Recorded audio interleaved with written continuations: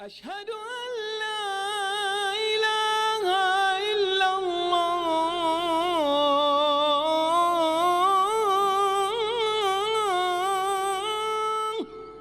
بسم الله الرحمن الرحيم. الحمد لله رب العالمين والعاقبة للمتقين ولا عدوان إلا على الظالمين. الصلاة والسلام على نبينا محمد وعلى آله وصحبه أجمعين. أما بعد، فباب الخلاء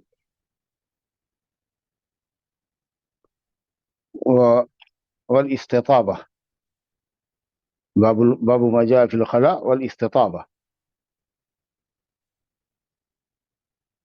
یہ دوسرا باب ہے کتاب الطہارت کا،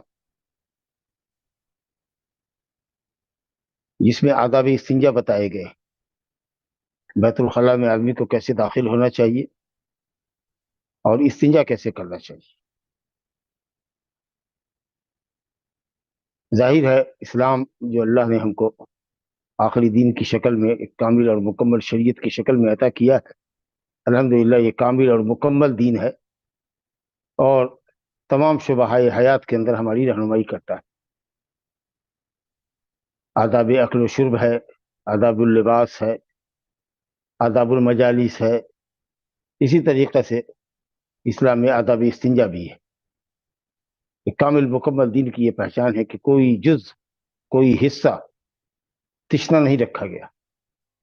ہر موڑ پر ہماری اسلام نے رہنمائی فرمائی ہے. چنانچہ بطور طرز و تعریض مشرکین مدینہ حضرت سلمان فارسی رضی اللہ عنہ سے کہتے تھے، لقد علمکم نبیکم کل شیء حتی الخراء. تحقیق کہ تمہارے نبی نے تم کو ہر چیز سکھلائی ہے، یہاں تک کہ آداب استنجا بھی سکھایا.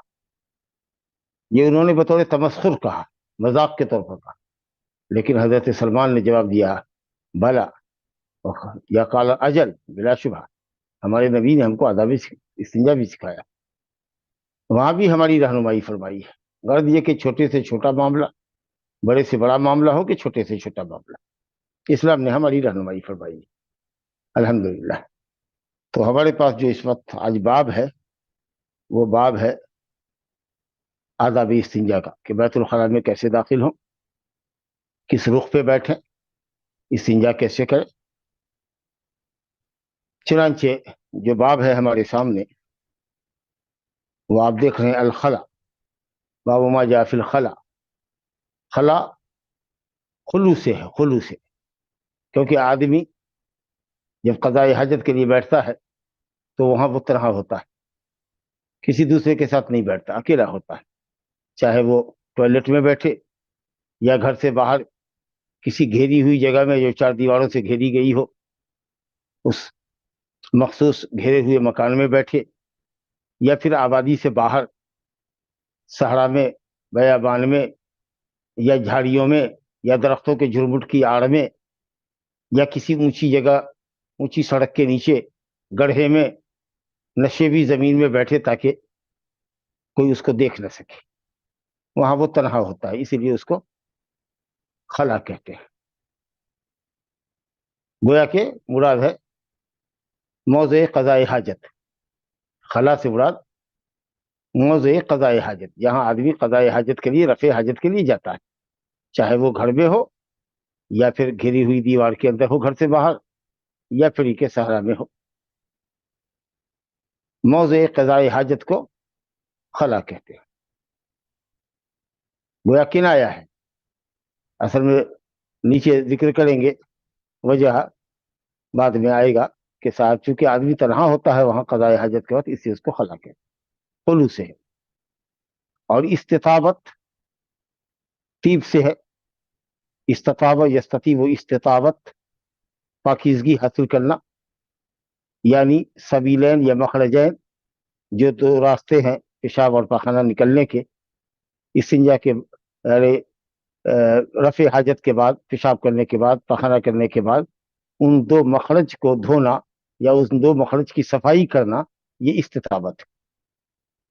گویا مخرجین یا سبیلین جن سے نجاست نکلتی ہے، نجاست نکلنے کے بعد ان کی صفائی اور پاکیزگی کو استطابت کہتے ہیں. گویا استنجا کرنا جس کو عام طریقہ سے ہم لوگ کہتے ہیں، اب یہ مخرج یا مخرجین یا سبیلین کی صفائی اور نظافت اور پاکیزگی دو طرح سے ہوتی ہے. یا تو ہم پتھر لیں، اس کا ذکر ہم گزشتہ درس میں پڑھ چکے ہیں کہ کم سے کم 3 پتھر ہونا چاہیے، اور انشاءاللہ صحیح قول کے مطابق اگر ایک پتھر بھی ہو تو 4 کونے والا ہو، ہر کونا ایک دوسرے سے الگ ہو، تاکہ ایک کنارے کو آدمی پکڑے اور 3 کنارے سے 3 مرتبہ صاف کرے، پوچھے. تو اس کو استجمار کہتے ہیں. اور پانی لینے کو استنجا کہتے ہیں. عام طریقے سے کہتے ہیں استنجا پانی لینا، یعنی پانی کے ذریعے سبیلین کو یا کسی سبیل سے جس سے غلاظت نکلی ہے اس کو دھونا، صاف کرنا، یہ ہے استنجا. اور اگر پتھر استعمال کرتے ہیں یا مٹی کا ڈھیلا استعمال کرتے ہیں یا اسی طریقہ سے رومال استعمال کرتے ہیں جو ٹیشو پیپر ہے، تو اس کو استجمار کہتے ہیں. بہرحال استجمار اور استنجا، پانی لینا یا پتھر لینا، دونوں ہی جائز ہیں. ایک دوسرے کی موجودگی میں صرف ایک پر اکتفا کرنا بالکل جائز ہے اور مکمل طہارت حاصل ہوتی ہے. ویسے پتھر کے مقابلے میں پانی لینا زیادہ افضل ہے، کیونکہ نجاست بھی دھل جاتی ہے اور بدبو بھی ظاہر ہو جاتی ہے. اور بعض لوگوں نے، یا اکثر اہل علم نے کہا کہ مستحب ہے کہ پہلے پتھر لے اس کے بعد استنجا پانی لے. لیکن اس استحباب پر جو دلیل دی جاتی ہے کہ اہل قباء جن کی تعریف اور جن کی پاکیزگی کا اللہ نے قرآن میں ذکر کیا، فیہ رجال یحبون ان یتطہروا، وہاں ایسے لوگ ہیں جو پاکی کو پسند کرتے ہیں یا پاک رہنے کو پسند کرتے ہیں. تو نبی صاحب نے پوچھا کہ کیا کرتے ہو تم لوگ کہ تمہاری پاکی کا اور تمہاری طہارت کا اللہ نے ذکر کیا؟ تو انہوں نے کہا کہ ہم اپنے پڑوسی یہودیوں کو دیکھ کر پہلے پتھر لیتے ہیں، اس کے بعد پانی لیتے ہیں. یہ حدیث ابو داؤد کی ہے، ضعیف حدیث ہے. اسی لیے جو لوگ بھی کہتے ہیں کہ پتھر لو اس کے بعد پانی لو اور اس کو مستحب سمجھتے ہیں، مجھے استحباب کی دلیل نہیں معلوم ہے، اور جو دلیل دی جاتی ہے وہ حدیث ضعیف ہے. بلکہ جو اصل روایت ہے ابو داؤد وغیرہ میں یا سنن میں، کہ انہوں نے یہ کہا کہ ہم پانی لیتے ہیں، جیسے کہ یہودی پانی لیتے ہیں. عام عرب کے مقابلے میں ہم پانی لیتے ہیں، جس سے پاکیزگی بھی ہوتی ہے اور مقام مخصوص سے بدبو بھی ظاہر ہو جاتی ہے. اس لیے اللہ تعالیٰ نے ان کا ذکر کیا. تو ایک طرح سے، بلکہ شیخ البانی رحمۃ اللہ علیہ نے کہا کہ ایک طرح کا یہ غلو ہے کہ پتھر بھی لو اور پانی بھی لو، دونوں میں سے کوئی بھی لو ایک دوسرے سے کفایت کر جائے گا. ویسے پتھر کے مقابلے میں پانی کا استعمال کرنا افضل ہے. تو یہ ہوا باب الخلا، یعنی قضاء حاجت کی جگہ میں جانا. اور استطابت کے معنی ہوا کہ سبیلین کو، مخرجین کو ناپاکی کے بعد صاف اور پاک کرنا، چاہے وہ استجمار کی شکل میں ہو یا استنجا کی شکل میں. اب پہلی حدیث جو اس باب کی ہے، جو ترتیب میں 11ویں حدیث ہے ہماری، حضرت انس بن مالک رضی اللہ عنہ سے مروی ہے. ہم سب جانتے ہیں کہ حضرت انس بن مالک رضی اللہ عنہ بڑے بزرگ صحابی ہیں اور نبی صلی اللہ علیہ وسلم کے خادم خاص رہے ہیں. 10 سال انہوں نے نبی صلی اللہ علیہ وسلم کی خدمت کی ہے، اور نبی صلی اللہ علیہ وسلم نے ان کے لیے دعا فرمائی کہ اللہم اکثر مالہ وولدہ، اللہ ان کے مال میں، ان کی اولاد میں اضافہ فرما. چنانچہ 100 سے زائد اولاد تھی. اور مورخین نے لکھا کہ اتنی ہی اولاد اپنی زندگی میں، اپنی اولاد، سلبی اولاد، بیٹے اور بیٹی کی اولاد نہیں، اپنی اولاد دفن کر چکے تھے، اور اتنے ہی 100 سے زائد زندگی میں زندہ بھی تھی. اللہ اکبر. اور انصار میں سب سے زیادہ مال والے، باغ والے حضرت انس بن مالک ہی تھے. لمبی عمر بھی الحمدللہ پائی، 93 سال، 93 ہجری میں یا 95 ہجری میں ان کا انتقال ہوا. بہرحال انصاری نجاری صحابی ہیں. کہتے ہیں کہ رسول اللہ صلی اللہ علیہ وسلم کان اذا دخل الخلا، جب خلا میں داخل ہوتے، خلا پہلے بتا چکے ہیں، یہ کنایہ ہے موضع قضاء الحاجہ، قضاء حاجت کی جگہ سے کنایہ ہے. یعنی یہ لفظ بول کر کے قضاء حاجت کی جگہ مراد لیا ہے، کیونکہ آدمی وہاں تنہا ہوتا ہے. کنایہ اسی لفظ کو کہتے ہیں کہ جس معنی کے لیے وہ لفظ لایا جائے اس میں وہ صریح تو نہ ہو، کوئی دوسرا معنی مراد لیا جائے، لیکن اصل معنی بھی مراد لیا جا سکتا ہے. اس کو کہہ لیجیے لازم معنی کہ خلا قضاء حاجت کی جگہ کو اس کہتے ہیں اس لیے کہ آدمی وہاں تنہا ہوتا ہے. تو خلا تو کہتے ہیں تنہائی کی جگہ کو، لیکن مراد ہے قضاء حاجت. تو نبی صلی اللہ علیہ وسلم جب بیت الخلا میں داخل ہوتے، یعنی داخل ہونے کا ارادہ کرتے، اذا اراد الخلا، جیسا کہ حضرت انس بن مالک سے امام بخاری نے الادب المفرد میں ذکر کیا ہے کہ نبی صلی اللہ علیہ وسلم نے فرمایا اذا اراد احدکم ان يدخل الخلاء، جب تم میں کا کوئی بیت الخلاء میں داخل ہونے کا ارادہ کرے تو جیسے ارادہ کرے بایاں پیر داخل کرے اور یہ دعا پڑھے. تو یہ داخل ہونے کا مفہوم کہاں ہوگا؟ جب ہم مکان میں داخل ہو یا کسی گھیری ہوئی جگہ میں داخل ہو جو قضاء حاجت کی جگہ ہے مخصوص. لیکن اگر آدمی میدان میں جاتا ہو، جھاڑ کے پیچھے، جھاڑیوں کے پیچھے بیٹھتا ہو، تو وہاں داخل ہونے کا کوئی کنسپٹ نہیں ہے. وہاں یہ ہے کہ جب آدمی بیت الخلاء کرنے کے لیے بیٹھنا چاہے تو ستر کھولنے سے پہلے، بے ستر ہونے سے پہلے اس دعا کو پڑھ، اور کھڑا کھڑا ہی بے ستر نہ ہو بلکہ جب زمین سے قریب ہو جائے تب وہ بے ستر ہو، تاکہ دور سے کھڑے آدمی کو دور سے کوئی دیکھ نہ سکے. تو بہرحال بیٹھنے سے پہلے اور شرمگاہ کھولنے سے پہلے، بے ستر ہونے سے پہلے دعا کو پڑھ لیں. کون سی دعا تھی؟ اللہم انی اعوذ بک من الخبث والخبائث. اللہم، یا اللہ کا معنی دیتا ہے یا اللہ، تو یا کو حذف کر کے آگے میم مشدد لگایا آخر میں، اور اللہ کا لفظ کو پہلے ذکر کیا تیمنا وتبرکا. اللہم مانا یا اللہ، انی اعوذ بک، میں تیری پناہ میں آتا ہوں، میں تیری حفاظت میں آتا ہوں، میں اپنے آپ کو تیری حفاظت میں دیتا ہوں، تیرے ذریعے میں پناہ چاہتا ہوں. کس سے؟ من الخبث والخبائث، خبث سے اور خبائث. خبث خا کے ضمہ با کے ضمہ کے ساتھ خبث، خبیث کی جمع، اور خبائث خبیثتن کی جمع. خبث اور خبائث سے میں تیری پناہ میں آتا ہوں، میں تیری پناہ چاہتا ہوں کہ وہ ہمیں کوئی شر پہنچا سکے. یہ جو خبیث ہے، یہ خباثت کا جو لفظ ہے، یہ طیب کی ضد ہے. جیسے قرآن نے کہا وَيُحِلُّ لَهُمُ الطَّيِّبَاتِ وَيُحَرِّمُ عَلَيْهِمُ الْخَبَائِثِ. خبیث طیب کی ضد ہے. طیب پاکیزہ چیز، اچھی چیز. خبیث بری چیز، ناپسندیدہ چیز، فاسد چیز، نقصان دہ چیز، مکروہ شے. اب یہ لفظ کثیر الاستعمال ہے، جہاں جہاں جس طرح سے استعمال ہوگا وہاں اس کا معنی ہوگا. اگر کوئی کہے ملت خبیثہ، خبیث ملت سے اس کا تعلق ہے، مراد یہ ہے کہ باطل دین سے اس کا تعلق. اگر کہیں طعام الخبیث، خبیث کھانا، مراد یہ ہے کہ حرام کھانا یا نقصان دہ کھانا. کوئی کہے شراب الخبیث، خبیث مشروب پینے کی چیز یعنی تکلیف دہ چیز. کوئی کہے کلام الخبیث، خبیث کلام یعنی گالی گلوچ، جھوٹ. تو جہاں جیسا استعمال ہوتا ہے لفظ خبیث کا معنی وہاں اس کے حساب سے محل استعمال کے اعتبار سے اس کا معنی متعین کیا جاتا ہے. یہاں مراد ہے مذکر شیاطین اور مؤنث شیاطین. خبیث جس کی جمع خبث ہے، خبائث خبیثہ کی جمع، مذکر اور مؤنث شیاطین کے شر سے اے اللہ میں تیری پناہ چاہتا ہوں. اس کا مطلب یہ ہے کہ بیت الخلاء میں یا قضاء حاجت کی جگہ پر شیاطین مذکر اور مؤنث موجود ہوتے ہیں، کیونکہ وہ تو خبیث ہے، ناپاک ہے، تو ناپاکی کی جگہ ہی ان کو پسند ہوگی. فرشتے طیب ہیں تو ان کو طیب پسند ہے، بدبو سے ان کو سخت نفرت ہے. لیکن یہ شیاطین ہیں، خبیث ہیں، ان کو جائے خباثت پسند ہے. جہاں جھاڑیاں ہوتی ہیں، جہاں لوگ قضاء حاجت کے لیے بیٹھتے ہیں، وہاں پر شیاطین جمع ہوتے ہیں اور بنی آدم کو پریشان کرتے ہیں. کوشش ہوتی ہے کہ ان کو ناپاک کر دیں، ان کے کپڑے کو ناپاک کر دیں تاکہ یہ عبادت نہ کر سکیں یا عبادت میں دشواری پیدا ہو. تو شیاطین کا کم رکاوٹ ڈالنا. جب ہم یہ دعا پڑھ لیتے ہیں تو شیاطین کے شر سے بچ جاتے ہیں. اللہم انی اعوذ بک من الخبث والخبائث، یا اعوذ باللہ من الخبث والخبائث، دونوں سے غیر. اللہم انی اعوذ بک من الخبث والخبائث یا اعوذ باللہ من الخبث والخبائث. اب کثرت استعمال کی وجہ سے تخفیفاً علماء خبث بھی پڑھتے ہیں، اعوذ باللہ من الخبث والخبائث، لیکن اصل میں وہ خبث ہے. تخفیفاً خبث باقی سکون کے ساتھ پڑھا جاتا ہے. تو یہ دعا ہے. لکھتے ہیں کہ الخبث خا کے ضمے اور با کے ضمے کے ساتھ خبیث کی جمع اور خبائث خبیثہ کی جمع.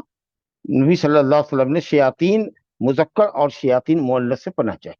اس کا مطلب ہے کہ نبی صلی اللہ علیہ وسلم بھی انسان تھے، اور آپ بھی تکلیف سے بچنے کے لیے اور نفع کے حصول کے لیے اللہ تعالیٰ کی طرف رجوع فرمایا کرتے تھے، کیونکہ آپ نے بھی یہ دعا پڑھی ہے اور امت کو سکھلائی ہے. تو آپ بھی شیاطین کے شر سے پناہ چاہتے تھے.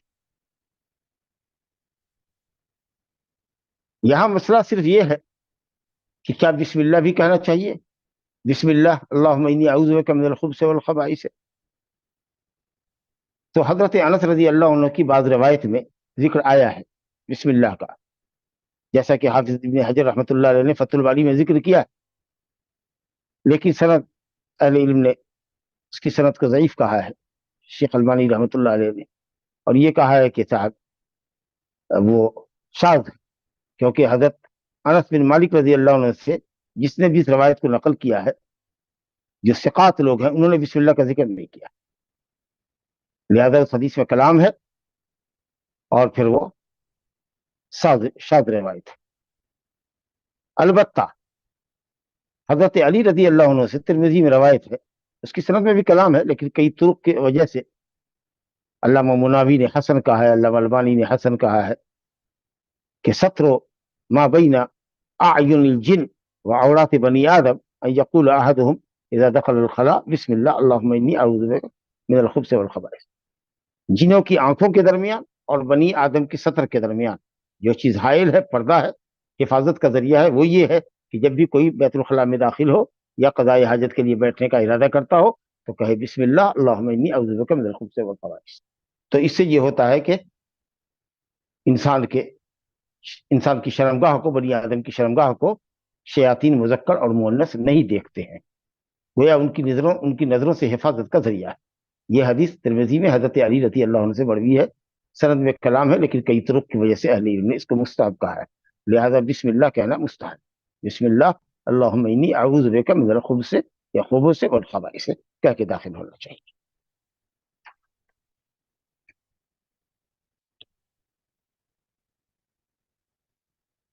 دوسری حدیث ہے کہ اگر آدمی قضاء حاجت کے لیے جائے تو کس رخ پہ بیٹھے، یہ بڑا اہم مسئلہ ہے. حضرت ابو ایوب انصاری رضی اللہ عنہ سے روایت ہے، خالد بن زید ان کا نام تھا، یہ بھی نجاری تھے، جس قبیلے کے حضرت انس سے، قبیلہ نجار جو تھا، بنو نجار کا، یہ انصار کا سب سے افضل قبیلہ تھا. خالد بن زید جن کی کنیت اپنی کنیت سے مشہور ہے، یہ ابو ایوب انصاری رضی اللہ عنہ فرماتے ہیں قال رسول اللہ صلی اللہ علیہ وسلم اذا اتیتم الغائط فلا تستقبلوا القبلة بغایة ولا بول ولا تستدبروها ولكن شرقوا او غربوا. قال ابو ایوب فقدمنا الشام فوجدنا مراحيض قد بنيت نحو الكعبة فننحرف عنها ونستغفر الله عز وجل. آگے ذکر کرتے ہیں الغائط المطمئن من الارض ينتابونه للحاجة فكنوا به عن نفس الحدث كراهية لذكره بخاص اسمه والمراحيض جمع المرحاض وهو المغتسل وهو ايضا كناية عن موضع التقلب. اس میں دو لفظ آیا ہے، غائط اور ایک لفظ ہے مراحیض، دونوں کے معنی کی وضاحت کیا ہے نیچے. حدیث دیکھیے، رسول اللہ صلی اللہ علیہ وسلم نے فرمایا اذا اتیتم الغائط، جب تم غائط آؤ. تو غائط آؤ کا مطلب یہ ہے کہ قضاء حاجت کے لیے آؤ. غائط کا معنی جیسا کہ آگے کہتے ہیں نشیبی زمین کو کہتے ہیں، ڈاؤن پلیس کو کہتے ہیں، کسی اونچی زمین کے نیچے بیٹھنا تاکہ وہ اونچائی لوگوں کی نظروں سے بچائے. عام طریقے سے عرب جن کے گھروں میں یا صحابہ اکرام مدنی زندگی کے اندر جن کے گھروں کے اندر ابتدا میں بیت الخلاء نہیں بنے ہوئے تھے، باہر جایا کرتے تھے. عورتیں بھی رات کی رات نکلنا کرتی تھی، عادت بنائی ہوئی تھی کہ رات کی رات نکلیں گی، اور مرد حضرات تو کسی بھی وقت جا سکتے تھے. تو جب وہ جاتے تو نشیبی زمین تلاش کے بیٹھتے، کسی اونچی شے کے نیچے، کوئی اونچا باندھ ہے، سڑک ہے اونچی، اس کے نیچے کسی گڑھے میں یا جھاڑی وغیرہ میں بیٹھتے، مقصد پڑتا تھا. تو غائط اصل میں کہتے ہیں نشیبی زمین. یہ قضاء حاجت کے لیے لفظ یہ نہیں ہے، لیکن نشیبی جگہ جاتے تھے کس لیے؟ قضاء حاجت کرنے کے لیے، رفع حاجت کے لیے جایا کرتے تھے. تو لفظ یہ غائط کا لفظ اپنے غیر معنی موضوع لہو میں یہاں پر استعمال ہوا، لیکن جس معنی میں استعمال ہوا وہ معنی اس کو لازم ہے، کیونکہ غائط نشیبی زمین کو کہتے ہیں. نشیبی زمین کا مطلب ہے پخانے کی جگہ.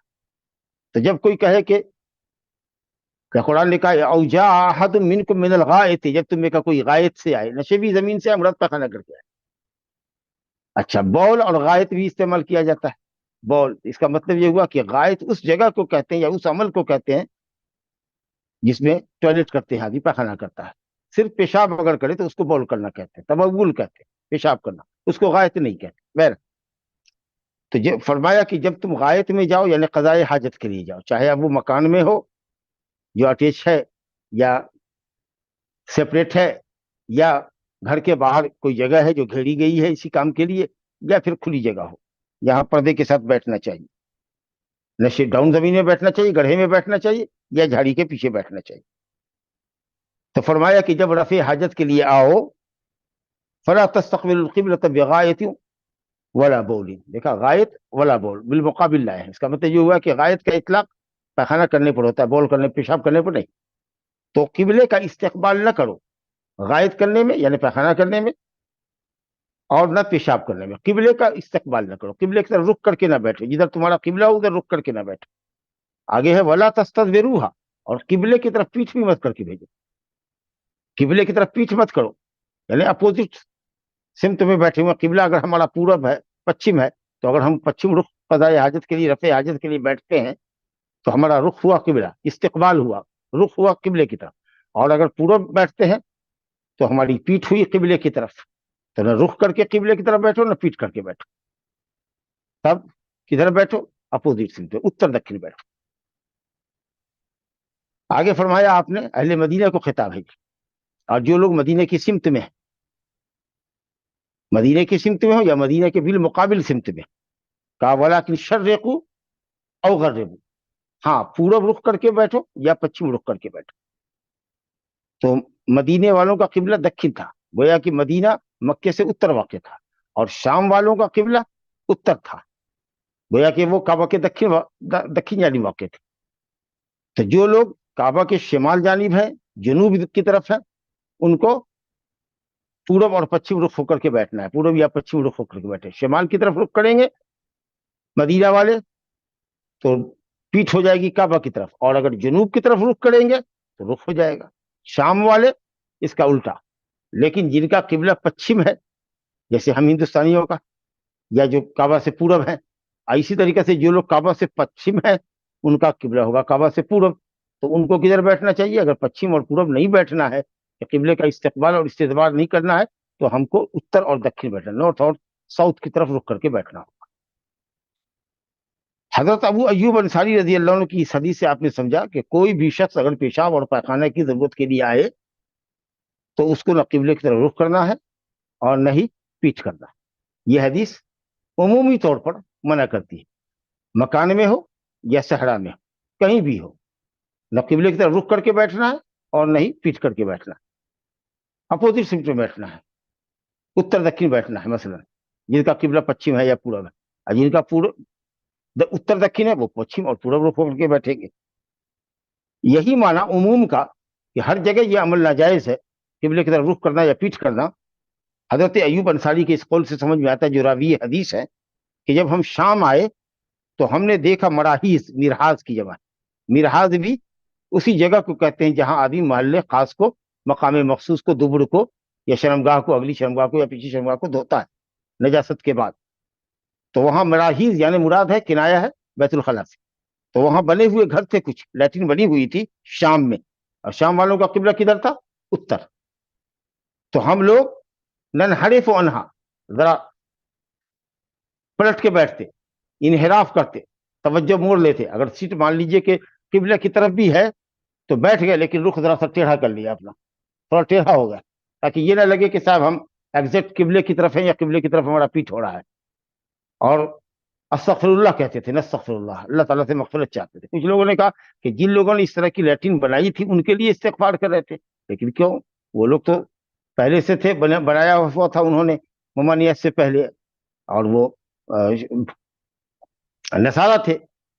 تو اصل میں یہ استغفار اپنے لیے کرتے تھے کہ کبھی کبھی چلے گئے تو مان لیجئے کہ بھول چک سے بیٹھ گئے اسی سمت پر جس سمت پر بیٹھک بنا ہوا ہے، ڈالا ہوا ہے، قبلہ رخ ہو گیا یا قبلہ کا اپوزٹ ہو گیا، تو یاد آیا تو استغفر اللہ پڑھا. یا یہ ہے کہ اگر تھوڑا ترچھے ہوئے، دائیں یا بائیں طرف ترچھے ہوئے اسی سیٹ پر جو قبلے کی طرف یا قبلے کے اپوزٹ سیٹ پہ بنایا گیا ہے، اس سے ذرا سا انحراف کر کے، مائل ہو کر کے دائیں بائیں اگر رہے تو پوری طریقے سے چونکہ انحراف نہیں ہو پاتا تھا تو شاید اپنی اس تقصیر کا اعتراف کرتے تھے، استغفر اللہ کہ غلطی ہو گئی یا اس طرح سے. تو اگر بھول چوک سے بھی بیٹھ جاتے رہے ہوں گے تو چونکہ بڑے لوگ ہیں تو بڑے لوگ بھول چوک پر کوئی توبہ استغفار واجب نہیں ہے، لیکن بڑے لوگوں کی بڑی بات ہوتی ہے، اس لیے صحابہ کرام استغفار کیا کرتے تھے. حضرت ایوب کہتے ہیں کہ ہم لوگ ایسے بیت الخلاء میں جاتے تو ذرا سا آڑے ترچھے ہو کر کے بیٹھتے تھے، اور اس میں اگر کچھ کوتاہی ہو جاتی یا کبھی کوئی غلطی بھول چک ہوتی یا انحراف کرنے میں ہی قبلے سے ذرا سا تھوڑا سا ترچھا ہونے میں اگر کچھ کمی رہ جاتی تھی تو اپنی اس تقصیر پر اور کوتاہی پر اللہ تعالیٰ سے مغفرت چاہتے تھے.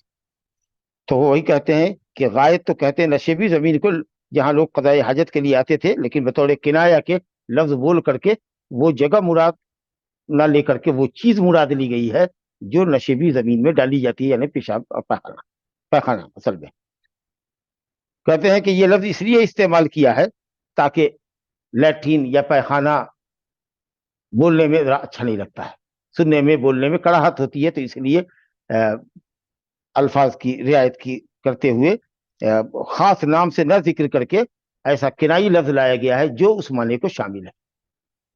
اور اسی طریقے سے کہا والمراحیز، حالانکہ شام آئے تو ہم نے وہاں پایا کچھ مراحیز تھے جو بنائے گئے تھے کعبہ کی طرف، تو مرحاز کی جمع ہے اور اس کا بھی معنی مغتسل، دھونے کی جگہ، غسل کی جگہ، نظافت کی جگہ، صفائی کی جگہ، مراد قضاء حاجت. جہاں قضاء حاجت آدمی کرتا ہے وہیں دھوتا ہے اپنے آپ کو، کیونکہ اٹھ کر کے اگر ذرا سا بعد میں دھوئے گا تو غلاظت پھیل جاتی ہے یا پھیل جانے کا ڈر ہے. تو یہ کہتے ہیں کہ یہ بھی کرایہ ہے موضع تخلی، خلوت یعنی خلا کی جگہ سے، قضاء حاجت کی جگہ سے. مرحاض بھی گویا کہ قضاء حاجت کی جگہ، گویا قضاء حاجت، اور غائط نشیبی زمین مراد لیٹرین. تو جب تم میں کا کوئی غائط آئے تو یعنی پخانا کے لیے آئے تو قبلہ رخ نہ ہو، آپ قبلہ کی طرف پیچھے نہ کرے، اور اسی طریقے سے کوئی ایسا مرحاض بنا ہوا ہو اور دوسرا کچھ نہیں ہو تو جائے اس میں، لیکن ذرا سا بیٹھنے کا انداز کو اپنے ذرا سا بدل دے، سیٹ پر بیٹھے لیکن اپنے رخ کو تھوڑا سا ترچھا کر لے، قبلہ سے ذرا منحرف ہو جائے. اگر پورے طریقہ سے نہیں ہوتا ہے تو کچھ حد تک کوشش کرے کہ قبلے سے اس کا انحراف ہو جائے. بہرحال جو لوگ گھر بناتے ہیں ان کو چاہیے کہ صاحب انجینئر کو یا جو آرکیٹیکٹر ہوتا ہے جو نقشہ وغیرہ بناتے ہیں ان کو یہ ہدایت کریں کہ لیٹرین اس طرح کی ہو کہ صاحب اس میں جو نشست ہو وہ ہمارے قبلے کے رخ پہ نہ ہو، نہ قبلے کے اپوزٹ میں ہو، پیچھے بھی نہ کیا جائے. اب یہ حدیث جو ہے جو مطلق منع کرتی ہے کہیں بھی استقبال اور استقبال جائز نہیں ہے، اس کے مقابلے میں ایک دوسری روایت بھی لے کر کے آئے ہیں امام صاحب کتاب علامہ مقدسی، ایک دوسری بھی روایت لے کر آئے ہیں جس سے جمہور علماء کہتے ہیں کہ بنیان میں، گھر میں، مکان میں یا گھیری ہوئی جگہ میں قبلے کی طرف رخ کر کے یا پشت کر کے بیٹھا جا سکتا ہے.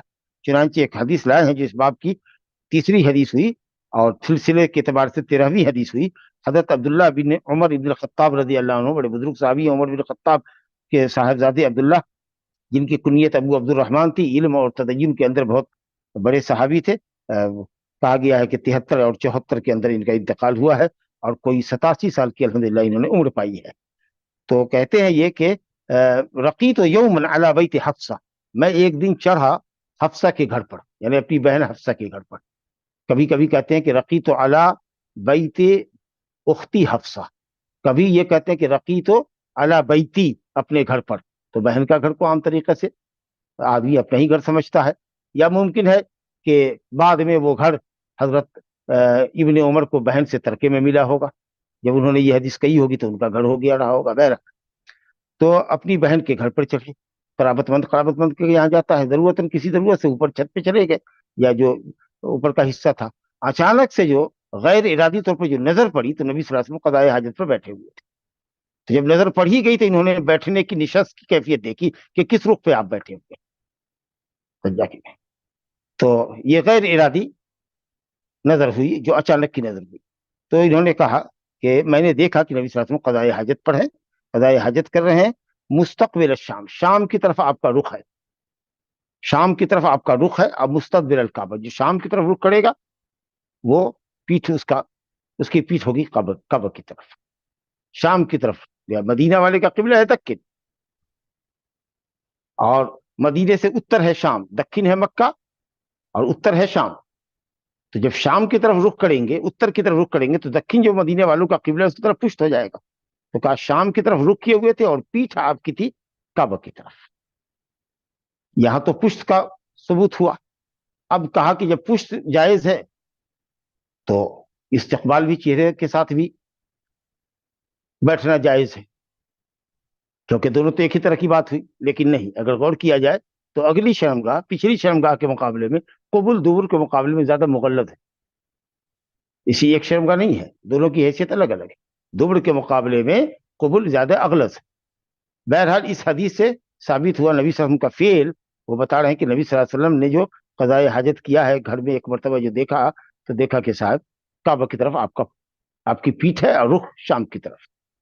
اب اس حدیث سے مالکیہ, شافعیہ اور ایک قول میں حنابلہ, امام احمد بن حنبل کہتے ہیں کہ بنیان میں استقبال بھی جائز ہے, استدبار بھی جائز ہے. جبکہ استقبال کی کوئی دلیل نہیں, یہ حدیث استدبار پہ دلالت کر رہی ہے, لیکن استقبال کو بھی وہ استدبار ہی سمجھتے ہیں, کہتے دونوں ایک ہی چیز. تو یہ حضرات کہتے ہیں کہ بنیان میں جائز ہے. اب ابو ایوب انصاری کی روایت کا کیا مفہوم لیتے ہیں؟ کہتے ہیں یہ صحرا میں, کھلی جگہ میں, میدان میں, جہاں دور دور تک کوئی مکان نہ ہو, دیوار نہ ہو, تو وہ استقبال ہوا. گھر میں ہے, دیوار ہے, اس کو استقبال نہیں کہتے. اور یہ حضرات کہتے ہیں کہ جو راوی حدیث ہے حضرت ابو سعید, حضرت ابو ایوب, وہ اس سے مراد لیٹرین, بنی ہوئی لیٹرین لے رہے ہیں, عموم لے رہے ہیں. اس لیے شام میں بنے ہوئے بیت الخلاء کے اندر اگر وہ بیٹھتے تھے تو انحراف کر کے بیٹھتے تھے, رخ پھیر کے بیٹھتے تھے. تو انہوں نے تو بنیاد ہی میں سمجھا اس کو. اچھا, دوسری بات یہ ہے کہ یہ ابو ایوب انصاری کی روایت قولی حدیث ہے. نبی صلی اللہ علیہ وسلم نے فرمایا اذا اتیتم الغائط, جب تم لوگ, امت کو خطاب ہے, جب تم لوگ لیٹرین کے لیے آؤ تو کعبہ کا استقبال, اس سے دربار نہ کرو, نہ پیشاب نہ کرو. یہ آپ کا فعل ہے. قول کے اندر عموم ہوتا ہے, یہ امت کے لیے ہوتا ہے, اور فعل کے اندر احتمال ہوتا ہے. فعل عموم پر دلالت نہیں کرتا, بلکہ اگر دلیل ہو خصوصیت کی تو نبی کے لیے خاص ہوتا ہے. اچھا, اگر اس فعل کے اوپر کوئی حکم مرتب ہوتا تو نبی صلی اللہ علیہ وسلم ضرور صحابہ کرام سے بتاتے کہ بھئی بنیان کے اندر, گھر کے اندر استدبار جائز ہے, یا استقبال اور استدبار دونوں جائز ہے. لیکن آپ نے ایسا کچھ نہیں کہا. تو جو جمہور علماء کے مؤیدین ہیں بنیان اور صحرا کا فرق کہتے ہیں, وہ کہتے ہیں کہ حدیث میں جمع و تطبیق کی شکل ہو جاتی, حالانکہ اس کی کوئی ضرورت نہیں. یہ حکایت فعل ہے اور وہ قولی روایت ہے. جب قولی اور فعلی حدیث بالمقابل ہو تو قولی حدیث کو ترجیح دیتے ہیں. دوسرا یہ کہ صاحب ایسا کیوں ہے کعبہ کی احترام میں. تو احترام جس طریقے سے صحرا میں ہم سے مطلوب ہے, بنیان میں بھی احترام ہر جگہ مطلوب ہے. ورنہ اگر ہم صحرا میں بھی ہیں, کھلے میدان میں بھی ہیں, جھاڑیوں کے پیچھے بھی ہیں, تو ہمارے اور کعبہ کے درمیان تو سینکڑوں نہیں بلکہ ہزاروں میل کا فاصلہ ہے, بہت سے فواصل ہیں. تیسری چیز یہ کہ ہم سب جانتے ہیں کہ نماز کے اندر قبلے کی طرف تھکنا منع ہے. مطلق بھی روایت آئی ہے کہ نماز کے باہر بھی مطلق قبلے کی طرف نہ تھوکو, احترام قبلہ ہے. بلکہ حدیث میں آیا کہ اگر جو کوئی قبلہ کی طرف تھوکتا ہے, وہ تھوک اس کے پیشانی پر پڑا ہوا قیامت کے دن وہ شخص آئے گا درا حالے کہ وہ تھوک اس کی پیشانی پہ پڑا ہوا ہوگا. تو جب تھوک آدمی قبلے کی طرف نہیں کر سکتا, احتیاط اولا ہے, تو یہ تو لیٹرین ہے, قضائے حاجت ہے, پیشاب اور پیخانہ نکالنا ہے, تو یہ تو بدرجہ اولا بنا ہوگا. بہرحال حنابلہ کا ایک دوسرا قول یہ ہے کہ بنیان ہو کہ صحرا ہو, کہیں بھی استقبال استدبار جائز نہیں ہے. اور یہی قول شیخ الاسلام ابن تیمیہ رحمۃ اللہ علیہ نے پسند فرمایا, ابن القیم رحمۃ اللہ علیہ نے پسند فرمایا ہے, اور شوکانی رحمۃ اللہ علیہ نے پسند فرمایا ہے, علامہ البانی رحمۃ اللہ علیہ نے پسند فرمایا ہے. بہت سارے محققین علماء نے مطلق ممانعت کا جو قول ہے بنیان اور صحرا کے فرق کے بغیر, اسی قول کو راجح قرار دیا ہے. یہ قول حنفیہ کا ہے اور حنابلہ کا ایک قول ہے. اور ایک تیسرا قول ہے, اس کے اندر یہ قوت ہے کہ بھائی اگر نبی صلی اللہ علیہ وسلم کے فعل سے اگر استدلال کیا جائے اور یہ کہا جائے کہ آپ کے لیے خاص نہیں تھا یا خصوصیت کی کوئی دلیل نہیں ہے, حالانکہ فعل کی حکایت میں عموم نہیں ہوتا ہے. ہو سکتا ہے کہ ممانعت سے پہلے کا یہ واقعہ ہو سکتا ہے کہ یہ عمل آپ کے لیے خاص رہا ہو, حالانکہ آپ کہہ سکتے کہ خصوصیت کی کیا دلیل ہے, یا ممانعت سے پہلے کا حکم رہا ہو. تاریخ بتائیے کہ کون سی حدیث کب آپ صلی اللہ علیہ وسلم نے فرمائی ہے کہ جس سے آپ بعد والی حدیث سے پہلی حدیث کو منسوخ قرار دے رہے ہیں. یہ بحث کی جا سکتی ہے. یا اسی طریقہ سے یہ ہے کہ صاحب آپ نکلے جلدی رہی ہوگی, یا جگہ تنگ رہی ہوگی بیٹھنے کی, بہت ساری باتیں ہوتی ہیں. بہرحال تو بحث تو ہے گفتگو دونوں طرف سے لمبی چوڑی گفتگو ہے، لیکن بہرحال خلاصہ جس کی طرف دل مطمئن ہوتا ہے وہ یہی کہ بنیان ہو کہ صحرا ہو، کہیں بھی استقبال اور استقبال نہیں کرنا چاہیے، تاہم مکان میں بدرجہ مجبوری انشاءاللہ کوئی حرج نہیں ہے، مکان والا معاملہ تھوڑا آسان ہے، لیکن کوشش کرنا چاہیے کہ اگر لیٹرین گھر میں بنی بھی ہو تو اس کے رخ کو غیر قبلے کی طرف پھیرنے کی ضرورت ہے، یا اگر زیادہ سے زیادہ اب اس کو دلیل مخصص مانتے ہیں حضرت عبداللہ بن عمر کی اس حدیث کو کہ انہوں نے نبی صلی اللہ علیہ وسلم کو دیکھا، ابو ایوب انصاری کی عام روایت سے مخصص مانتے ہیں، تو صرف آپ کے لیے استدبار بنیان میں جائز ہوگا، استقبال جائز نہیں، کیونکہ جب ممانعت سے جب خصوصیت کی جتنی دلیل آتی ہے اتنے ہی دلیل کے لیے وہ حکم چھٹے گا، تو نبی صلی اللہ علیہ وسلم نے صرف قبلہ کا استدبار کیا تھا، استقبال نہیں کیا تھا۔ اب حضرت ابن عمر سواری بیٹھاتے تھے اور قبلہ رخ ہو کر کے قضاء حاجت کرتے تھے، کسی نے پوچھا کہ آپ قبلہ رخ ہو کر کے کیوں بیٹھتے ہیں، تو انہوں نے کہا کہ صاحب اگر تمہارے اور قبلے کے درمیان کوئی چیز حائل ہو یا تم کو کعبہ سے پردے میں کرتی ہو تو جائز ہے، یہ ان کی ذاتی فہم ہے، یہ ان کی ذاتی فہم ہے جو انہوں نے نبی صلی اللہ علیہ وسلم کی نشست کو دیکھا، حضرت حفصہ رضی اللہ عنہ کے گھر میں قضاء حاجت پر جو بیٹھے ہوئے تھے، اس نشست سے انہوں نے استنباط کیا کہ اگر ہمارے اور قبلے کے درمیان کوئی ساتر چیز ہو تو کوئی حرج نہیں، ورنہ نبی صلی اللہ علیہ وسلم کو انہوں نے استقبال کرتے ہوئے کبھی نہیں دیکھا۔ ایک حدیث حضرت جابر رضی اللہ عنہ کی آتی ہے کہ نبی صلی اللہ علیہ وسلم کو ہم نے پیشاب کرتے ہوئے پایا تھا قبلے کی طرف رخ کر کے موت سے پہلے، تو اس حدیث کی بنیاد پر کچھ لوگ کہتے ہیں کہ نہیں، بنیان صحرا ہر جگہ جائز ہے، قبلہ کی طرف استقبال بھی کر سکتے ہیں، استدبار بھی کر سکتے ہیں، حالانکہ یہی جمہور کہتے ہیں کہ وہ حکایت فعل ہے، جو حضرت جابر کہتے ہیں وہ عموم کے معنی میں نہیں ہوگا، ہو سکتا ہے کہ گھر میں دیکھا ہو سکتا ہے کہ صحرا میں ہو سکتا ہے کہ کوئی مجبوری رہی ہو، یہی جواب آپ کو بھی دیا جا سکتا ہے کہ حضرت حفصہ کے گھر میں نبی صلی اللہ علیہ وسلم مستدبر القبلہ تھے تو کوئی مجبوری رہی ہوگی، آپ کے ساتھ خاص رہا ہوگا، وہ بھی ایک آیت فعل ہے، لا عموم لہا۔ بہرحال لمبی بحث ہے، خلاصہ یہی ہے کہ بہتر یہ ہے کہ قبلے کا استقبال اور استدبار نہ کیا جائے، نہ مکان میں کیا جائے نہ مکان کے باہر میدان میں جہاں جھاڑی میں یا نشیبی زمین میں آدمی بیٹھتا ہو۔ ھذا وباللہ التوفیق۔ آگے ایک روایت دیکھیے، عن انس بن مالک رضی اللہ تعالی عنہ انہ قال كان رسول الله صلى الله عليه وسلم يدخل الخلاء فأحمل أنا وغلام النهر إداوة من ماء وعنزة فيستنجي بالماء۔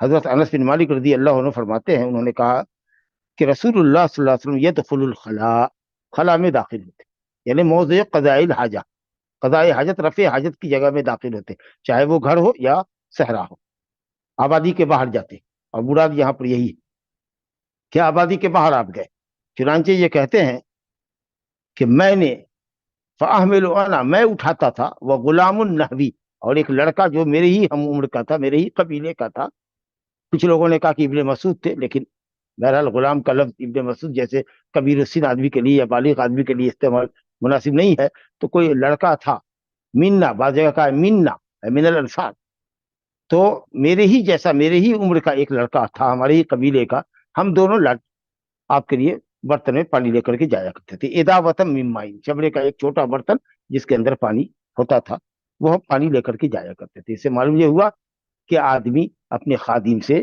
اپنے بیٹے سے، اپنے شاگرد سے، چاہے وہ آزاد ہی کیوں نہ ہو، غلام نہیں آزاد، اس سے خدمت دے سکتا ہے۔ اس میں تربیت کا بھی پہلو ہے کہ بچوں کو بڑوں کی خدمت کرنے کا کچھ سلیقہ معلوم ہو اور سلیقہ سکھایا جائے۔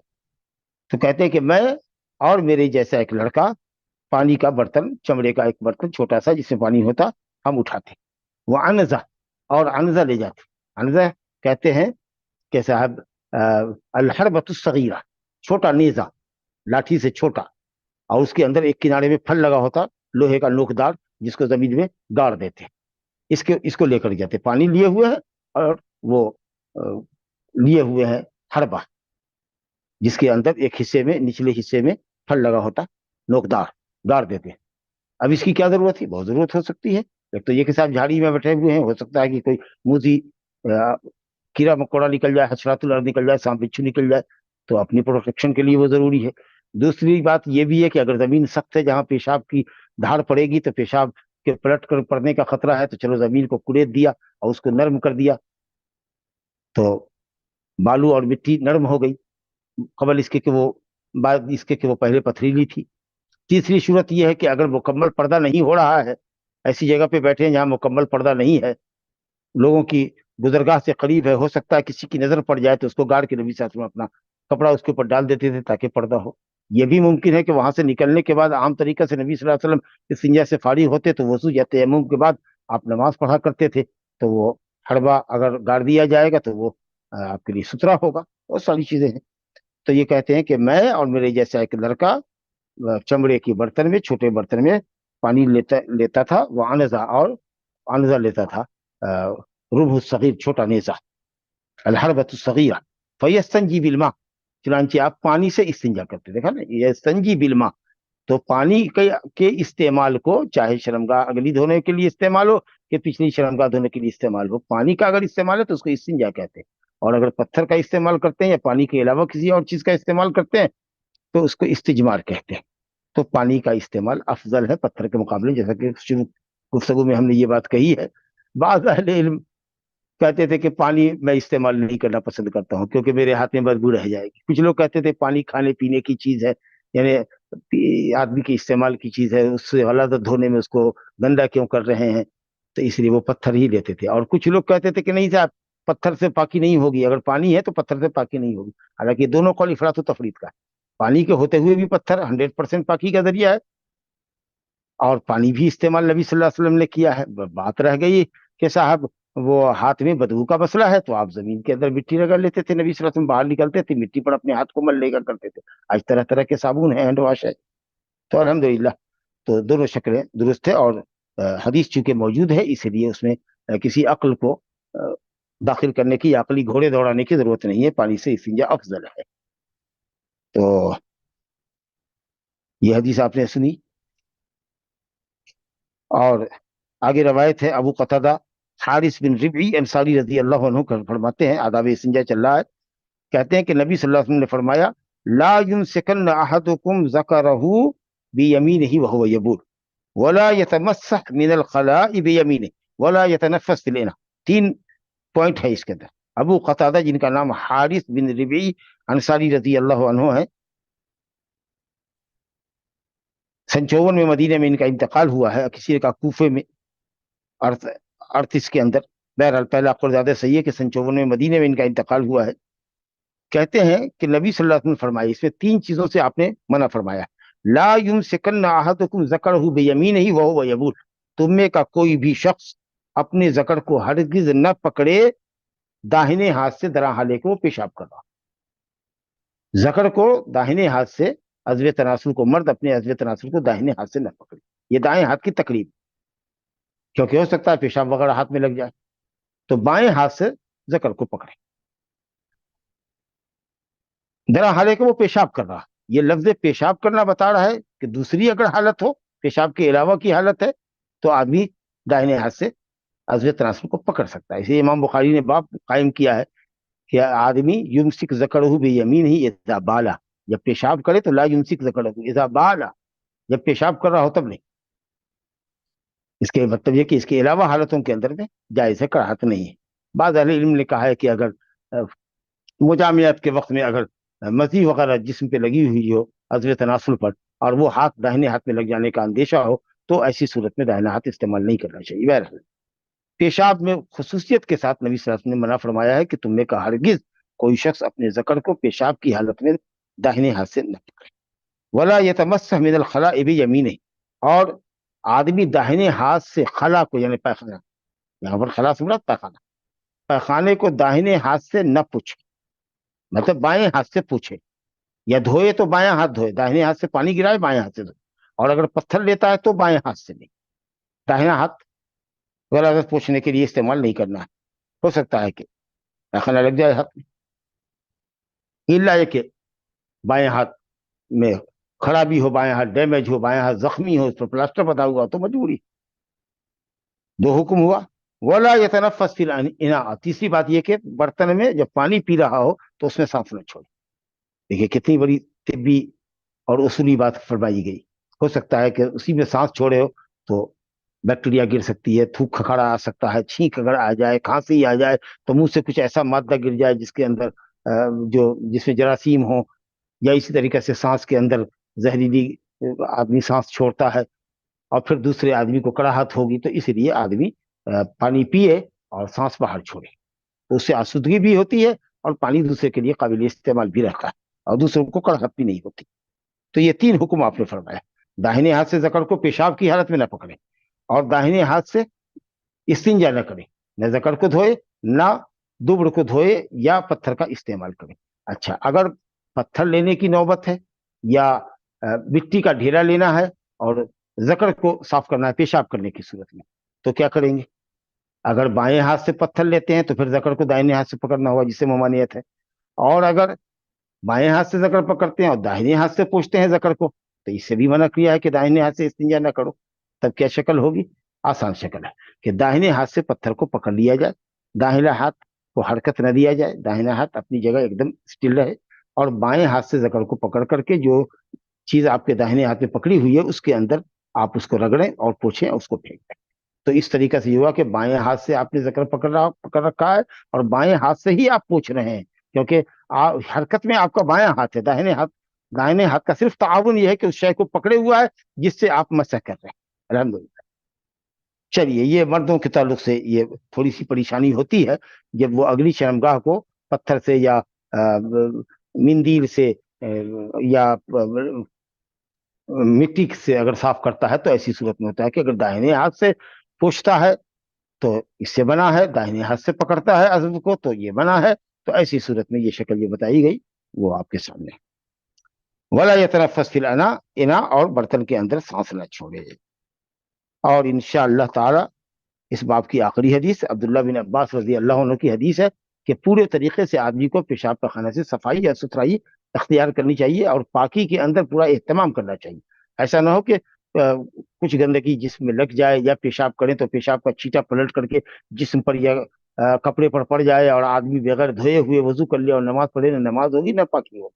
और आम तरीके से नबी ने फरमाया फ़इन आमत अज़ाबिल क़ब्र, इंसान को जो उमूमी तौर पर अज़ाब क़ब्र होता है या जिसको भी अज़ाब क़ब्र होता है उसमें उसकी सबसे बड़ी वजह यही होती है या सबसे अहम सबब कह लीजिए, वो यही है कि लोग पेशाब के छींटों से नहीं बचा करते। चुनांचे सहीहैन की रवायत है, अब्दुल्ला इब्न अब्बास रजी अल्लाह अन्हुमा से रवायत है, फरमाते कि मर्र नबी सल्लल्लाहु अलैहि वसल्लम बिक़ब्रैन, नबी सल्लल्लाहु अलैहि वसल्लम का गुजर हुआ 2 कब्र से, और आपके साथ कुछ और भी सहाबा किराम थे। तो आपने कहा कि साहब इन्नहुमा लयुअज़्ज़बान, इन दोनों पर अजाब हो रहा है। अब जाहिर है कि कब्र के अजाब को तो कोई नहीं सुनता, लेकिन ये नबी सल्लल्लाहु अलैहि वसल्लम के खसाइस में से है कि अल्लाह ताला ने आपको सुनाया, आपको मुत्तला किया कि इन दोनों पर अजाब हो रहा है, और अजाब की वजह भी बताई अल्लाह ने आपको, ताकि आप अपनी उम्मत को इससे डरा दें कि उन गुनाहों से परहेज करें जिनसे जो अजाब कब्र का बाइस होते हैं। आपने फरमाया वमा युअज़्ज़बान फी कबीरिन, किसी ऐसे बड़े अमल के सबब इनको अजाब नहीं दिया जा रहा है जिनसे बचना इनके लिए बड़ा मुश्किल था। गुनाह तो बड़ा ही था, क्योंकि बगैर बड़े गुनाह के अजाब कब्र कैसे होगा? अजाब कब्र अजाब होने का मतलब है कि गुनाह बड़ा है, लेकिन इतना भी अमल मुश्किल न था कि उसको उससे बच नहीं सकते थे। यानी बचना अगर तवज्जो देते तो बिल्कुल आसान था। क्या क्या क्या वजह थी इनकी? का अम्मा अहदुहुमा फकान ला यस्तबरउ मिनल बौल, ला यस्ततिरु मिनल बौल, एक शख्स उसमें का ऐसा था जो पेशाब के छींटे से नहीं बचता था। और कुछ लोगों ने कहा कि ला यस्ततिरु, यानी अपने दरमियान और लोगों के दरमियान जब वो पेशाब करता था तो अपनी शर्मगाह की हिफाजत नहीं करता था, ऐसे मकाम पर बैठता था कि कोई भी घर से निकले, गली के नुक्कड़ से निकले या कहीं से गुजरे तो उसकी शर्मगाह पे नजर। अब दूसरी रवायत में कि ला यस्तनज़िहु मिनल बौल, अपने पेशाब से सफाई और बचाव इख्तियार नहीं करता था। ये ज्यादा अच्छा माना है, यानी पेशाब का छींटा अगर पड़ रहा है तो पड़ रहा है, उससे तहफ़्फ़ुज़ नहीं करता था कि कैसे बैठे, किस मकाम पे बैठे, नर्म और हमवार जगह तलाश करके बैठे कि पेशाब का छींटा बाइल पर पेशाब करने वाले के जिस्म के ऊपर उलट करके न पड़े, पलट के न पड़े, और उसको कोई अहमियत नहीं देता था। तो इसलिए पाकी का बड़ा एहतमाम करना चाहिए। आम तरीके से आदमी जो टाइट पैंट पहनते हैं या कोई लिबास ऐसा पहनते हैं जिसके सबब, या अंडर वियर पहनते हैं, तो देखिएगा कि अगर वो इस्तिंजा कर रहे हैं तो आधे खड़े हैं और आधे बैठे हुए, और जब वो उठे आखिर में पेशाब में तो अजब नहीं कि कुछ कतरात उनके कपड़े में गिर जाते हैं, और फिर न उसको धोया, न उसकी सफाई की, न मकाम मखसूस को धोया, न कपड़े को धोया जिस पर इस्तिंजा पेशाब लगा है, और उसके बाद बैठे और नमाज पढ़ लिया और खुश हो गए कि साहब ने नमाज पढ़ ली। تو اس لیے ایسے لوگ جو اس طرح کا لباس پہنتے ہیں ان کو چاہیے کہ وہ بیت الخلاء میں جائیں، باقاعدہ فری ہو کر کے بیٹھیں، کپڑا نکال کر کے بیٹھیں، اور استنجا آرام سے فارغ ہو کر کے اس کے بعد پھر وہ اپنا پنڈلی وغیرہ کو دھو کر کے اپنا کپڑا پہنے، پھر باہر نکلے اور وضو کریں۔ تو قبر کے عذاب سے بچا جا سکتا ہے اور پیشاب کی چیٹے سے بچا جا سکتا ہے۔ آسان عمل ہے لیکن توجہ کی ضرورت ہے۔ اور دوسرا شخص تھا جو وہ یمشی بن نمیم چغل خور تھا، نمام کہتے چغل خور کو، جو ایک جگہ سے بات دوسری جگہ منتقل کرے، لے جائے، ایک جگہ سے دوسری جگہ بات بڑھائے فساد کی غرض سے۔ خیرخواہی مقصود نہیں ہے، اصلاح مقصود نہیں ہے، دوسرے کو اس کے شر سے آگاہ کرنا مقصود نہیں ہے، فساد اور بگاڑ پیدا کرنے کے لیے دوستوں کے درمیان، رشتہ داروں کے درمیان یہاں کی بات وہاں لے گئے، فساد بھڑکا دیا۔ اور عام طریقے سے ایسے لوگ کچھ اپنی طرف سے مرچ مسالہ بھی لگا دیتے، اگر وہ نہ بھی کریں، صرف وہی بات نقل کر دیں جس بات سے جھگڑا ہو جائے گا، تو یہ چغل خوری ہے۔ اور اگر کچھ اپنی طرف سے بڑھا دیں تو یہ بہتان تراشی بھی ہوئی، والعیاذ باللہ۔ اس کو کہا گیا حالقہ، دین کو موڑ دینے والی چیز۔ اور سلف کا قول ہے کہ یہ نمام چغل خور ایک ساعت میں، ایک لمحے میں وہ فساد پیدا کرتا ہے، وہ بگاڑ پیدا کرتا ہے رشتہ داروں میں یا دوستوں میں، جو ساحر ایک سال میں نہیں کر سکتا، نقصان نہیں پہنچا سکتا۔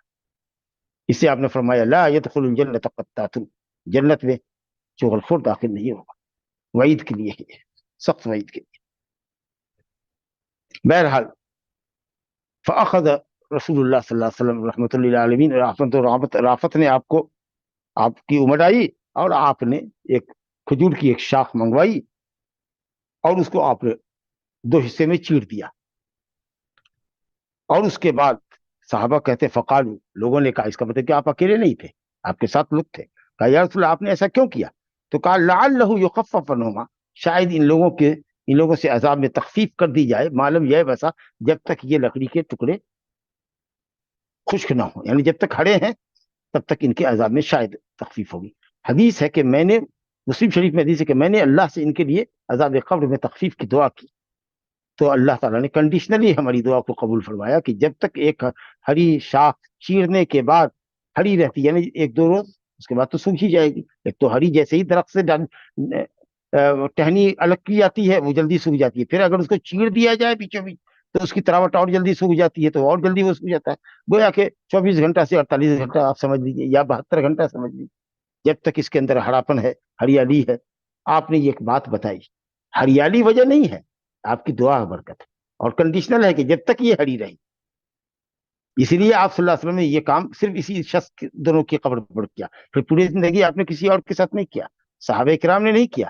البتہ بریدہ، حضرت بریدہ تھے، بریدہ بن حسیب یا حسیب، وہ اپنے بیٹوں کو وصیت کر کے گئے تھے کہ جب وہ مر جائیں گے تو ان کے قبر کے اوپر ہری ٹہنی گاڑ دینا۔ یہ ان کی اپنی سمجھ تھی۔ ان سے اجلہ صحابہ، خلفائے راشدین اور دوسرے بڑے بڑے صحابہ جن کے پاس علم زیادہ تھا، انہوں نے اس طرح کی وصیت نہیں کی، اور نہ کسی کے قبر کے اوپر ٹہنی گاڑی گئی۔ جہاں تک تسبیح کی چیز ہے کہ ہری چیز تسبیح کرتی ہے، تو ان من شیء الا یسبح بحمدہ، دنیا میں کوئی چیز نہیں ہے جو اللہ کی تسبیح بیان نہ کرتی ہو، ہری بھی تسبیح بیان کرتی ہے، خشک چیز بھی اللہ کی تسبیح بیان کرتی ہے۔ تو یہ صرف نبی صلی اللہ علیہ وسلم کے ساتھ خاص تھا، نہ اس میں ہریالی میں کوئی یہ حیثیت تھی کہ کچھ لوگ ہری چادریں چڑھاتے ہیں اور پیڑ لگاتے ہیں قبر کے اوپر کہ جب تک ہریالی کا سایہ رہے گا صاحب قبر عذاب قبر سے محفوظ رہے گا۔ ایک طرف تو یہ خوف بھی ستا رہا ہے، اور دوسری طرف اس کو تو کہتے ہیں کہ صاحب یہ داتا ہے، مشکل کشا ہے، اور حاجتیں انسان کی پوری کرتے ہیں، فلا حول ولا قوت الا باللہ۔ تو بہرحال نبی کریم صلی اللہ علیہ وسلم نے یہ کام کیا جو آپ کے خصائص میں تھا، اور حقیقت میں وہ آپ کی دعا اور شفاعت کی برکت تھی، نہ کہ وہ ہریالی کی برکت تھی۔ تو پیشاب کے سے تحفظ بہت ضروری ہے، اور خاص کے لیٹرین وغیرہ سے عام طریقہ سے پیشاب کی چھینٹیں وغیرہ جسم پہ نہ پڑیں، یا اس کے قطرات بدن پہ یا کپڑے پہ نہ گریں، جب تک کہ اس کی صفائی یقینی اور مکمل طریقے پر حاصل نہ کر لی جائے، آدمی کو نہیں اٹھنا چاہیے استنجا سے، اور وضو کر کے نماز پاکی کی، مکمل پاکی کی حالت میں پڑھنا چاہیے۔ گویا کہ اہتمام بالغ ہونا چاہیے پاکی کی حالت میں، پاکی کے لیے، اور اسی طریقے سے چغلی چپاتی سے بچنا چاہیے۔ ایک چیز اور بھی معلوم ہوئی کہ عذاب قبر حق ہے، اور جو لوگ قبر کے عذاب کا انکار کرتے ہیں وہ بدعتی فرقہ ہے، معتزلی وغیرہ ہے۔ اہل سنت والجماعت کا اتفاق ہے کہ اعمال صالحہ کے اعتبار سے قبر جنت کی کیاڑی بھی بن جاتی ہے، اور اعمال سیئہ کی وجہ سے اگر کسی کو عذاب قبر ہوتا ہے تو عذاب قبر بھی ہوتا ہے۔ اللہ تعالیٰ ہم سب کو عذاب قبر سے بچائے، اور مکمل پاکی حاصل کرنے کی اللہ سبحانہ و تعالیٰ توفیق عطا فرمائے۔ اسی پر یہ دوسرا باب بھی ختم ہوا۔ انشاءاللہ اگلا سبق باب السواک مسواک کرنے کے تعلق سے آئے گا، جس کو انشاءاللہ تعالی ہم کل آپ سے پڑھیں گے۔ وباللہ توفیق۔ جزاک اللہ خیر شیخ۔ ایک یوٹیوب پر سوال ہے شیخ، وضو میں اگر کوئی حصہ چھٹ جائے تو آپ دو قول بتائے تھے، ایک ترتیب اور دوسرا غیر ترتیب، کہ اس میں سے راجع کون سا ہے؟ اور آپ نے یہود کے ہیئر سٹائل کی بات کہی تھی جسے منع فرمایا، وضاحت فرمائیے۔ واضح تھا، مسئلہ تو واضح تھا کہ صاحب یہود و نصارہ کے عمل کی مخالفت کرنی چاہیے، چھوٹے سے چھوٹے عمل میں، بڑے سے بڑے عمل میں، اور چھوٹے سے چھوٹے عمل میں نبی صلی اللہ علیہ وسلم نے مخالفت کی۔ کہا کہ یہود بال صرف وہ نیچے لٹکا کر کے چھوڑ دیتے ہیں، تو ان کی مخالفت کرو، بال کو سیدھے پیشانی کی طرف کنگھا کرو، اور اس کے بعد دونوں کو دو حصے میں تقسیم کرو، پہلے داہنی طرف کنگھی پھیرو، اس کے بعد بائیں طرف کرو، نیچے بیچ دو حصے کے اندر اس کو ڈسٹریبیوٹ کر دینا۔ یہ مسئلہ تھا۔ اور کیا آپ نے کیا بتایا کہ کیا استنجا کے تعلق سے کیا کہا؟ استنجا کے تعلق نہیں شیخ، وضو میں اگر کوئی حصہ چھٹ جائے تو آپ ہاں، نے وضو میں کوئی حصہ چھوٹ جائے تو ہم نے کہا کہ راجح قول یہ ہے کہ ترتیب واجب ہے۔ تو اگر مان لیجئے کہ کسی کی کہنی خشک رہ گئی اور اس نے سر کا مسح کر دیا، پاؤں دھو لیا، اس کے بعد وہ آیا، کسی نے بتایا کہ بھائی تمہاری کہنی رہ گئی باقی، تو وہ جائے پہلے کہنی کو دھوئے، اور کہنی کو دھونے کے بعد جتنا وضو ہوا ہے وہ سب ناقص ہے، اسی لیے وہ پھر مسح کرے سر کا، پھر پاؤں دونوں کو دوبارہ دھوئے۔ یہ ترتیب کی وجوب کا مطلب ہے۔ اور اگر ترتیب واجب نہیں ہے تو پھر جو حصہ خشک ہے صرف اس حصے کو دھو لے گا، وہی ہو جائے گا۔ تو کچھ لوگ کہتے ہیں کہ ترتیب واجب ہے، اور انشاءاللہ یہی راجح قول ہے کہ میں نے بتایا تھا کہ 3 اعضاء دھوئے جاتے ہیں، تو 2 اعضاء کا ذکر دھونے کا ذکر کر دیا ہے، پھر مسح راس کا ذکر کیا اللہ نے، پھر دھونے والے عضو کا ذکر کیا، دھوئے جانے والے عضو کا ذکر کیا۔ تو اعضاء مغسولہ کے درمیان ایک عضو ممسوح مسح والا عضو ذکر کرنا جو کہ بیان کے ترتیب کے اسلوب کے خلاف ہے، یہ اس کا فائدہ ترتیب ہے۔ تو اگر جو حصہ بھی چھوٹا ہو اس کے بعد کا حصہ اگر دھونے کی نوبت ہے تو دھویا جائے گا، لیکن اگر صرف پاؤں دھو دیے، پاؤں میں خشکی رہ گئی ہے، تو اب پاؤں کے بعد چونکہ کوئی عضو دھویا نہیں جاتا ہے، لہذا پاؤں کا دھونا صرف کافی ہوگا۔ میں نے یہ کہا تھا۔ جی شیخ، ایک دوسرا سوال ہے جو شاید مجھے یاد ہے آپ نے جواب دیا تھا شیخ، لیکن بہن کہہ رہے ہیں کہ نہیں۔ السلام علیکم، لاسٹ کلاس میں ایک ڈاؤٹ تھا کہ اگر کپڑا ٹائٹ ہے ہمارے ہاتھ کے قریب تو کیا ہم آستین کے اوپر سے کر سکتے ہیں؟ آواز صاف نہیں ہوئی۔ اب ٹھیک ہے شیخ؟ ہاں جی، سوال یہ ہے شیخ کہ اگر کپڑا ٹائٹ ہے ہمارے ہاتھ کے پاس تو کیا ہم آستین کے اوپر سے وضو کر سکتے ہیں؟ ہاں، کر سکتے ہیں، کر سکتے ہیں، کر سکتے ہیں، جی بالکل شیخ، کر سکتے ہیں۔ یہ تو آپ نے پوچھا تھا پچھلی مرتبہ، میں نے بتایا تھا۔ جی شیخ صحیح یاد ہے شیخ، جزاک اللہ خیر۔ دوسرا سوال ہے شیخ، وضو میں پیر دھوتے وقت انگلیوں کا خلال ضروری ہے یا صرف 3 مرتبہ پیر دھویا جائے جس نہیں، میں اگر انگلیوں پر انگلیاں چڑھی ہوئی ہے اور اتنی سخت ہیں کہ خطرہ ہے کہ وہ پاؤں کی کچھ جگہ خشک رہ جائے گی، تو اس میں خلال واجب ہے۔ جی لیکن اسی طریقے سے انگوٹھی وغیرہ ہے، اس کو ذرا ڈھیلا کر لینا چاہیے، لیکن انگلیوں میں انگلی اس طرح پیوست ہے کہ جب تک اس میں خلال نہ کریں، گیلی انگلی نہ ڈالیں، اس وقت تک اس کا دھلنا یقینی نہیں ہوتا ہے، تو پھر خلال واجب ہو۔ جی شیخ، ایک سوال ہے لیکن یہ ٹاپک کے باہر ہے شیخ، تو ہم بولیے۔ نہیں کریں۔ یہ بولو شیخ، اچھا ٹھیک ہے۔ سوال یہ ہے شیخ کہ شیخ ایک چاند سے عید اور رمضان پوری دنیا میں کیوں سیلیبریٹ نہیں کرتے؟ یہ صرف اختلافی مسئلہ ہے، امت کے درمیان بڑی بڑی کانفرنسیں ہوئی ہیں، اتفاق رائے نہیں ہو سکی، تو چونکہ اتفاق رائے نہیں ہو رہی ہے، ایک ملک کے علماء بھی آپس میں متفق نہیں ہیں، بلکہ ایک مسلک کے علماء متفق نہیں ہو رہے ہیں، تو اسی لیے اختلاف رائے کے پیش نظر اچھا ہے کہ لوگ اپنے اپنے ملک کی رویت پر عمل کریں، تاکہ ملکی سطح پر کم سے کم اتفاق رہے قائم۔ جزاک اللہ خیر شیخ، اور کوئی سوال نہیں ہے شیخ؟ سبحانک اللہم و بحمدک، اشہد ان لا الہ الا انت، استغفرک و اتوب الیک۔ السلام علیکم ورحمۃ اللہ۔ لا